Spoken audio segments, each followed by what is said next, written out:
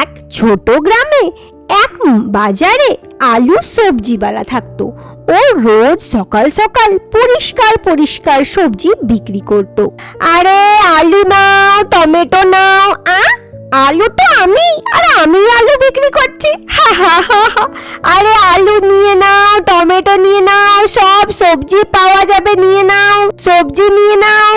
আলু সবজিওয়ালার কাছে গ্রামের সব সবজি কিনতে আসতো, কেননা আলু একদম তাজা তাজা সবজি বিক্রি করত।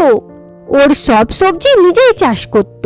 আরে আলু, এই বেগুন কি দামে দিলে গো? 40 টাকা। এক কাজ করো, 100 টাকার সব সবজি মিলিয়ে দিয়ে দাও, এমনিতেও দেরি হচ্ছে আমাকে এবার। তারপর ওই সবজি কিনে ওখান থেকে চলে যায়।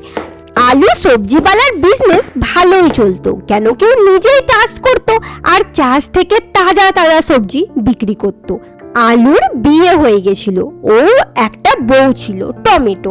টমেটো খুব চালাক আর খুব চতুর। ও জানলা থেকে দেখছিল যে আলু কখন আসবে, লাফিয়ে লাফিয়ে জানলা থেকে দেখছিল। আরে আলু কখন আসবে? সময় তো হয়ে গেছে আসার, এখনো আসছে না কেন? আরে আলু চলে এসছে, জলদি যাই বিছানাতে শুয়ে পড়ি। টমেটো বিছানাতে যে শুয়ে পড়ে, তখনই আলু আসে আর নিজের বউকে বিছানায় শুয়ে দেখে। আরে টমেটো, কি হয়ে গেল তোমার? এখন শুয়ে কেন আছো? আরে আলু, আর কি বলবো, খুব শরীর খারাপ। শাশুড়ি মা দিন মান কাজ করালো, বাপরে হাঁপিয়ে গেছি। একটু হাত পা টিপে দাও, এক্ষুনি ঠিক হয়ে যাব। আরে হ্যাঁ হ্যাঁ, এক্ষুনি দাবিয়ে দিচ্ছি। তারপর আলু আস্তে আস্তে বিছানায় চেপে পড়ে আর টমেটোর হাত পা দাবতে লাগে। কিছু সময়ই হয়েছিল কি আলুর মা ওই দিক থেকে আসতে লাগে। আরে আলু, আলু চলে এলে নাকি? টমেটো যেই নিজের শাশুড়ির আওয়াজ শুনতে পায়, আরে আলু ছাড়ো ছাড়ো ছাড়ো, আমাকে জলদি জলদি ছাড়ো, তুমি তুমি তুমি শুয়ে যাও, আর কিচ্ছু বলবে না, চুপ থাকবে তুমি। টমেটো আলুকে বিছানাতে শুয়ে পড়ায় আর আলুর হাত পা টিপতে লাগে। তখনই আলুর মা টমেটোর শাশুড়ি ওখানে চলে আসে। আরে টমেটো, এখানে কি করছিস? ওখানে অর্ধেক কাজ করে ছেড়ে চলে এলি, আমি কত কাজ করব একাই? আরে শাশুড়ি মা, আপনি দেখতে পাচ্ছেন না আমি আলুর হাত পা টিপছি?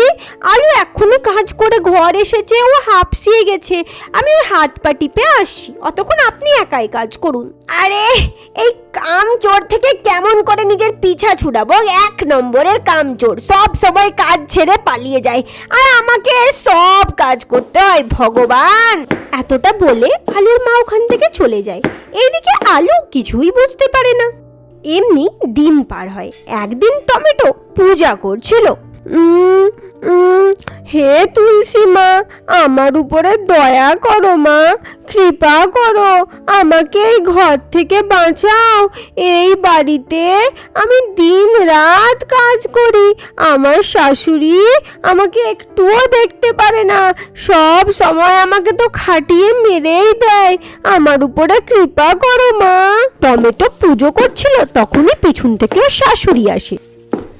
আরে টমেটো বৌমা, আর কত পুজো করবি? বাড়িতে সাত সকাল থেকে এত এত কাজ পড়ে আছে, আর তুই ফাঁকি মারছিস আর বসে পুজো করছিস। নে, নাম নিলাম আর সাতচুন্নি চলে এলো। আর এমনিতেও তোর বিয়ে তো কতদিন হয়ে গেছে, আর নাতি পোতা তো আজ অব্দি দেখলাম না। নাতি পোতা দিবিও কি তুই একটা বাঁচ, যে বাচ্চা পয়দা করতেই পারিস না? কি ব্যাপার? আরে মা, শাশুড়ি মা, এ আপনি কি কথা বলছেন? আপনি আমাকে বাঁচ কেমন করে বলতে পারেন? আমি বাঁচ না, নাতি পোতা ঠিক হবে। হ্যাঁ হ্যাঁ, আমি ঠিক বুঝতে পারছি, তুই বেশি বকিস না। তুই বাচ্চা আমাকে দিবি নাতি পোতা খেলাবার জন্য?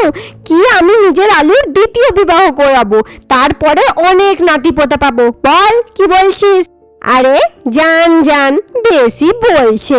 আপনার আলুকে কে বিবাহ করবে গো যে দ্বিতীয় বিবাহ করাবেন? বেশি বলছেন, যান দ্বিতীয় বিবাহ করেন।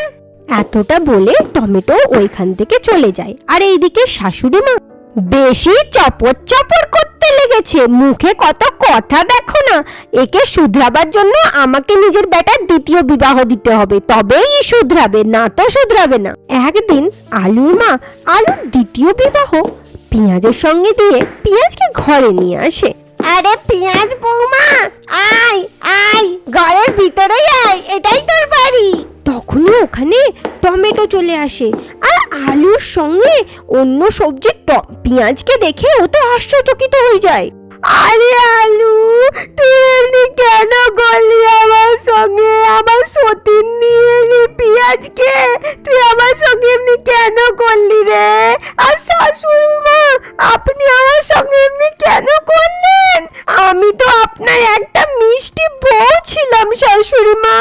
হ্যাঁ, মরুন নাই মিষ্টি বউ, হি কামচোর কোথাকার, খালি কাজ করতো না, ফাঁকি মারতো। আর কি বলেছিলিস যে আমার আলুর দ্বিতীয় বিয়ে হবে না? দেখ, আর তোর থেকে তো দামি তরকারি নিয়ে এসেছি, আর বলবি বাঁচ কোথাকার, একটা বাচ্চা তো নাতিপোতা দিতে পারলো না, আর মুখে ফুটফুটে কথা দেখ না। হ্যাঁ, চল চল পেঁয়াজ মা, মিষ্টি মা, ঘরের ভিতরে চল। এবার পেঁয়াজ মা, আমাকে একটা নাতি নাতনি দিয়ে দিস মা, চল ঘরে। এরপর আলু, পেঁয়াজ আর আলুর মা ঘরের ভিতরে চলে যায়, আর টমেটো কাঁদতে থাকে যে ওর সঙ্গে কি হলো। এমনি দেখতে দেখতে 1 বছর পার হয়ে যায়। একদিন আলুর মা তুলসী দেবীর পুজো করছিল, তখনই, হে তুলসী মা, কৃপা কর আমার উপরে। আমি ভাবলাম যে টমেটো তো বাজ, এটা ভেবে আলুর দ্বিতীয় বিয়ে দিলাম, কিন্তু এই পেঁয়াজ 1 বছর হয়ে গেল, এখনো আমাকে একটা নাতি নাতনি দিতে পারলো না। আমি কি করব ভগবান? এবার কি আলুর 3 নম্বর বিয়ে দিব? আমাকে রাস্তা দেখাও। আমিও তো বুড়িয়ে গেছি, কবে আমি নাতি নাতনির সঙ্গে খেলবো? এই 2 বাঁচ বউকে নিয়ে আমি কি করি তুলসী মা?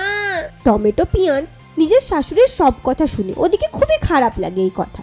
এই যে শাশুড়ি মা, এই কি বলছেন আপনি? আপনার কি মাথা টাথা খারাপ হয়ে গেছে বুড়াতি বয়সে? আমি বাঁচ, এই পেঁয়াজও বাঁচ, আমাকে তো লাগে আপনার বেটাই বাঁচ, ওরই ট্রিটমেন্ট করান, দেখুন তবেই বাচ্চা হবে নাতিপোতা। আমাদের শুধু শুধু দোষ দিয়ে আমাদেরকে বাঁচ বলবেন না। আরে টমেটো, মুখ সামলিয়ে কথা বল তুই। তোর এত বড় সাহস, আমার বেটাকেই তুই খারাপ বলবি? খুব বেশি হয়ে গেছে। শুনে রাখ আমার এক কথা, আমার ভালো ছেলে, ওর কোনো দোষ নাই, দোষ তোদের দুটোতেই আছে, তোরাই দুটো বাজ। বেশি বেশি বললি তো এবার তোরই চাটনি বানিয়ে দিব আমি। একটা তো বাচ্চা দিতে পারে না, লপর লপর কথা দেখ না, তুই চাটনি হয়ে যাবি। বেশি বকবি তো, আমার বেটার বিষয়ে বকিস না। এতটা বলে আলুর মা ওখান থেকে রেগে চলে যায়, আর এইদিকে টমেটো আর পেঁয়াজ।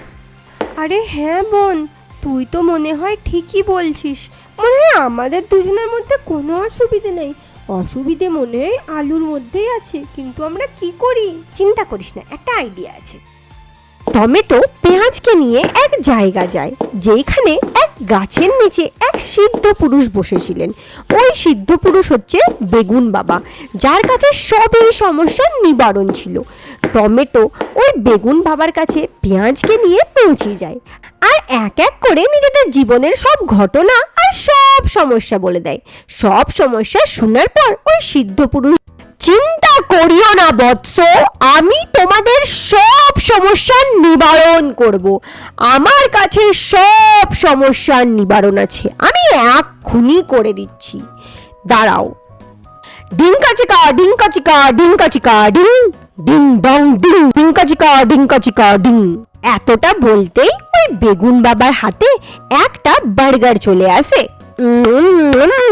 বার্গার, আরে এটা দেখে তো আমাকেই খিদে পেয়ে গেল, কিন্তু কি করব, এটা খেয়ে নিলে তো আমি গর্ভবতী হয়ে যাব, আমার পেটেই বাচ্চা চলে আসবে। ছাড়িয়ে ওদিকেই দিয়ে দিই, নাও এটা তোমার বরকে খাইয়ে দিও, তারপর দেখো বাচ্চাদের লাইন লেগে যাবে। এইটা শুনে টমেটো আর পেঁয়াজ খুবই খুশি হয়ে যায়। ওই বাবার কাছ থেকে ওই বার্গারটা নিয়ে বাড়ির দিকে চলে যায়। আলু ঘরে এসে বসেছিল, তখনই পেঁয়াজ আর টমেটো ওই বার্গারটাকে নিয়ে আলুর কাছে পৌঁছয়। আলু, দেখো আমরা তোমার জন্য কি নিয়ে এসেছি। কি কি দেখাও দেখাও। এই দেখো বার্গার, তোমার ফেভারিট। আরে আমি তো বার্গার খাই না, আমি তো পিৎজা খাই, পিৎজা আমার ফেভারিট। না, আজকে থেকে তোমার ফেভারিট বার্গার হবে আর তুমি এটাকে খাবে, খাবে না? আরে হ্যাঁ হ্যাঁ, খেয়ে নিচ্ছি। এত ভয় কেন খাওয়াচ্ছ? এখনই খাচ্ছি। আলুকে ভয় খাইয়ে পেঁয়াজ আর টমেটো আলুকে বার্গারটা খাইয়ে দেয়। আলুও খেয়ে নেয়।